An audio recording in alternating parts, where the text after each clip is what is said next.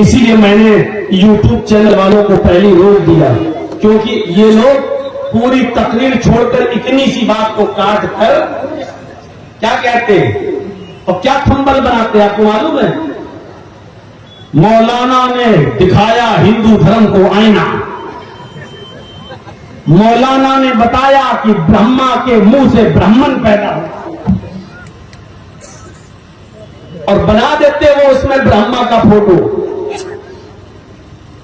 देख रहे हो ना, एक तरफ मेरी तस्वीर, कहीं मैं पर्दे पे बोला हूं किसी जगह तकरीर में कि औरतों पे पर्दा फर्ज है, हमारी बहनों को माओं को पर्दा करना चाहिए, तो मेरी फोटो भी डालते हैं और उसमें नंगी लड़कियों की भी फोटो बना देते हैं, मतलब इन औरतों को पर्दा करना चाहिए, और मेरे फोटो के साथ साथ उन लड़कियों को जोड़ देते हैं, और इसकी कमाई खाते हैं ये यूट्यूबर, ये चैनल वाले। इनका मकान चलना चाहिए, चाहे जर्जी साहब 50 लाख रुपया खर्च करके बेच सके, इनका घर बनना चाहिए, बस इनका मकान बनना चाहिए।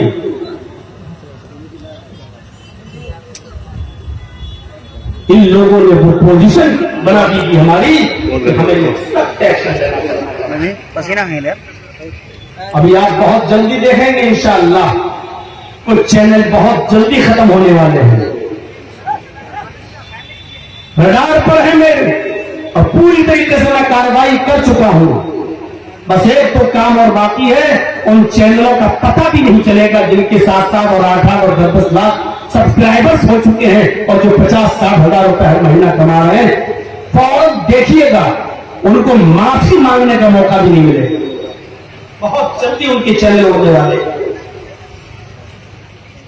सब चैनलों पर मेरी नजर है कि कौन मेरे नाम के साथ किसको जोड़ रहा है, क्या कर रहा है। शेख हसीना के बारे में मैं बोला भी नहीं, और यूट्यूब पे आ गया मौलाना ने शेख हसीना को क्या बोला। अपाचे चलाते हो क्या आप ही, बुलेट चलाते हो क्या आप ही के पास i10 है, क्या आप ही के पास फॉर्च्यूनर है, क्या आप ही के पास इनोवा है? नहीं, हमने ये सारी चीजें आदम के हर बेटे को दी है, इज्जत की हमने आदम के हर बेटे को, सरार किया खुशी और तरीम आदम के बेटे को। और तीसरी चीज पर जरा गौर कीजिएगा, वरज़क़नाहुम मिनत तय्यिबात, और पाकीज़ा रिज़्क़ दिया, पाकीज़ा रोजी दी, हलाल रोजी दी हमने। सिर्फ मुसलमानों को नहीं, क्या सिर्फ मुसलमानों ही को खाना मिलता है, गैर मुस्लिमों को नहीं मिलता? आप देख लीजिए, मुसलमानों के खेतों से भी अनाज पैदा होता है, गैर मुस्लिमों के खेतों से भी अनाज पैदा होता है। जब हमने इज्जत में कोई कमी नहीं की है, तो फिर तुम कौन होते हो एक दूसरे को ऊंचा और नीचा समझने वाले? तुम कौन होते हो एक दूसरे को बुरा भला कहने वाले? जब हमने ये फर्क नहीं रखा इज्जत और तकरीम में, तो तुम कौन होते हो एक दूसरे को गलत नजर से देखने वाले? अभी वाकयात आएंगे, अभी मैं बताऊंगा कि नबी अकरम सल्लल्लाहु अलैहि वसल्लम ने गैर मुस्लिमों के साथ भी कैसा सलूक किया है। अगर उनको इंसानियत से निकाल दिया जाता तो आप ये सलूक नहीं करते उनके साथ, लेकिन आपने उनको इज्जत दी, एहतराम किया। वफ़ज़्ज़लनाहुम अला कसीरिन मिम्मन खलक़ना तफ़ज़ीला, और हमने बनु आदम को, आदम के बेटों को, इंसानों को, लोगों को हमने बहुत सी मखलूक पर फजीलत दी है। जितनी मखलूक हमने दुनिया में उतारी है, सबसे अफजल बनाया है, सबसे बेहतर बनाया है। मेरे भाइयों, इंसानों को एक तरफ, चरिंदों परिंद हैवानात जानवर सबको एक तरफ, इंसानों का मकाम और मर्तबा सारी मखलूक में सबसे अफजल है। अल्लाह कहता है कि हमने ये इज्जत दी है, हमने आदम की औलाद को इज्जत दी। बताए मीडिया वाले जो कहते हैं कि इस्लाम हैवानों की तरह है, किसी का हाथ करवा देता है, किसी की गर्दन काटने का हुक्म देता है, ये इस्लाम के कानून बिल्कुल जानवरों जैसे हैं। जरा वो कुरान की स्टडी करें और कुरान को पढ़ें और कुरान का मुताला करें, वो कुरान सारी इंसानियत को इज्जत देता। वकर्रमना बनी आदम, हर आदम के बेटे को, बनो आदम को हमने मुकर्रम बनाया, बाइज्जत बनाया। हमने उनको खुशी और तरी में सवार किया, हमने उनको पाकीज़ा रिज़्क़ दिया, पाकीज़ा रोजियां दी हैं, और हमने उनको बहुत सी मखलूक़ात के ऊपर फजीलत दी है, सबसे अच्छी मखलूक बनाया है। सारी दुनिया के इंसानों को, सारी दुनिया के इंसानों को एक खानदान से जोड़ दिया। क्या एक खानदान से जोड़ना ये औलाद आदम की इज्जत नहीं है, इंसान की इज्जत नहीं है। कुरान की आयत दलील देखिए, सारी दुनिया के लोगों को एक खानदान से जोड़ दिया। खानदान का मतलब समझते हो? भाई भाई बना दिया। या अय्युहन्नास इन्ना खलक़नाकुम मिन ज़करिन व उन्सा वजअलनाकुम शुऊबन व क़बाइला लितअरफ़ू इन्ना अक्रमकुम इंदल्लाहि अत्क़ाकुम। ऐसी मिसाल कहीं मिल सकती है?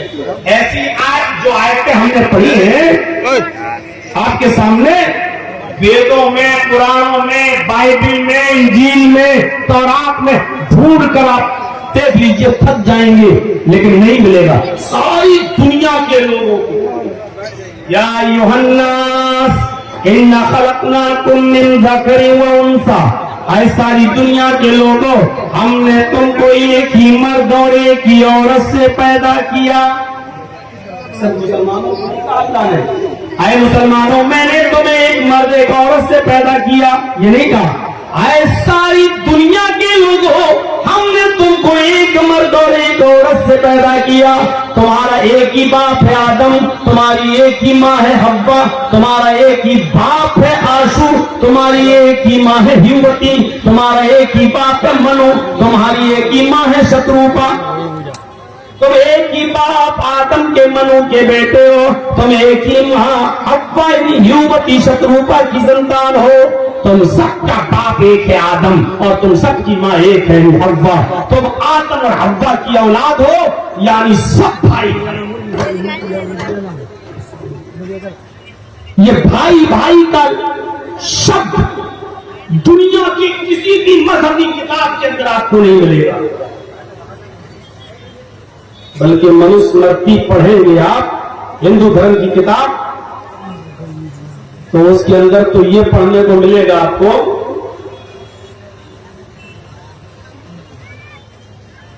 ब्रह्मा ने अपने मुंह से ब्राह्मण को पैदा किया,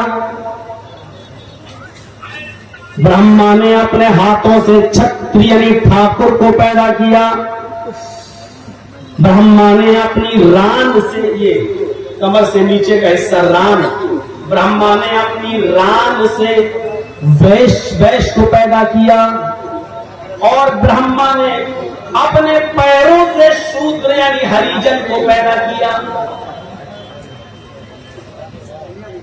हजारों के मजमे में ये बात मैंने आपके सामने रखी है, इस बात से बिल्कुल निडर होते हुए कि मेरे ऊपर क्या होगा, कोई केस बनेगा कि क्या होगा।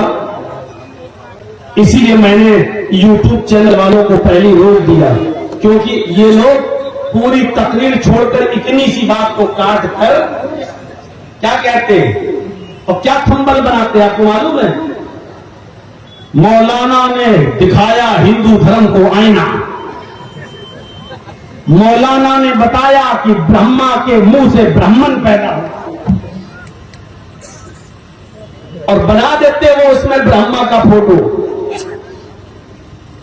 देख रहे हो ना, एक तरफ मेरी तस्वीर, कहीं मैं पर्दे पे बोला हूं किसी जगह तकरीर में कि औरतों पे पर्दा फर्ज है, हमारी बहनों को माओं को पर्दा करना चाहिए, तो मेरी फोटो भी डालते हैं और उसमें नंगी लड़कियों की भी फोटो बना देते हैं, मतलब इन औरतों को पर्दा करना चाहिए, और मेरे फोटो के साथ साथ उन लड़कियों को जोड़ देते हैं, और इसकी कमाई खाते हैं ये यूट्यूबर, ये चैनल वाले। इनका मकान चलना चाहिए, चाहे जर्जी साहब 50 लाख रुपया खर्च करके मिल सके, इनका घर बनना चाहिए, बस इनका मकान बनना चाहिए।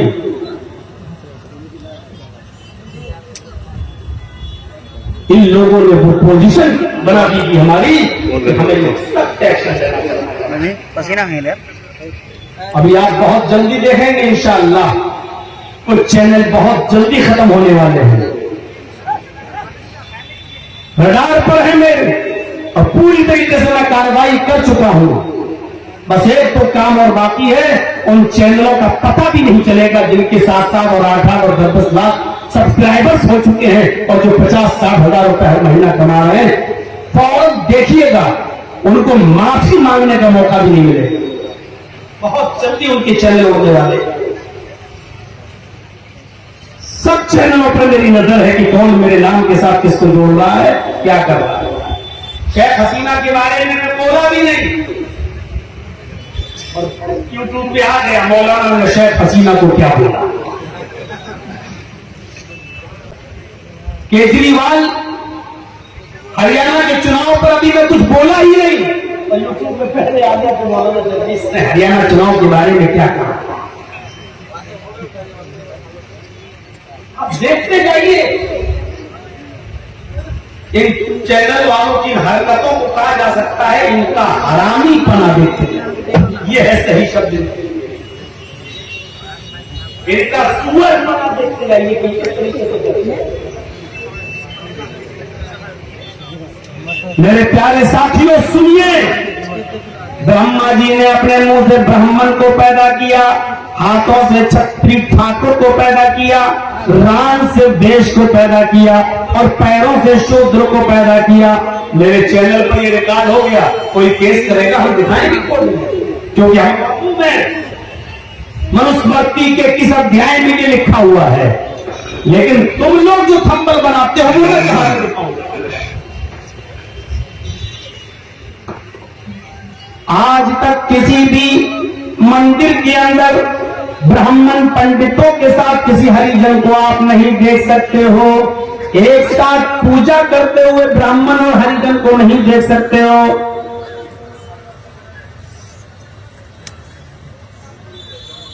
राम मंदिर बना अयोध्या में, इस राम मंदिर के बनते वक्त बड़े बड़ी हस्तियां आई, लेकिन देश की राष्ट्रपति द्रौपदी मुर्मू को आपने नहीं देखा होगा, इसलिए कि वो नीची जाति की है, इसलिए उनको निमंत्रण तो दिया गया, लेकिन बॉस की तरफ से ऑर्डर था कि तुम्हें आना नहीं है। बॉस समझ रहे हो ना, अब उतना खुल के भी ना बुलवाओ कि यहीं से डायरेक्ट चले जाए ससुराल।